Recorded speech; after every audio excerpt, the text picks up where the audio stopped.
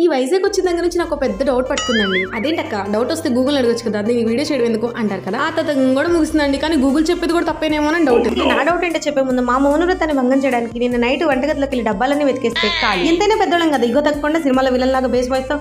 బయటకు వెళ్తున్నా తినడానికి వస్తావా, నా డబ్బులతో కొనిస్తా. ఇంకా అలా అన్నానో లేదా ఇలా ఓడిపడింది. గీతా మేడం గారు ఏ విషయంలో తగ్గుతారో తెలియదు కానీ ఫుడ్ అనే మాట వింటే మాత్రం సెకండ్ థాట్ ఉండదు, సెకండ్ లేట్ ఉండదు. ఇంటికి ఏ విషయంలో దగ్గర మీ ఫుడ్ అనగా ఎందుకు తగ్గిదని మీకు డౌట్ రాకముందే నేనే చెప్పేస్తానండి. పెద్ద సీక్రెట్ ఎవరికి చెప్పకండి. గీతా మేడం అన్నప్రశ్న స్ట్రైట్ వెళ్ళి పొంగలికి పట్టుకుంది. అందుకే పుట్కా ప్యారీ పెట్టి సీక్రెట్ మాత్రం ఎవరికి చెప్పకండి, తెలిస్తే థర్డ్ వాల్ వరే.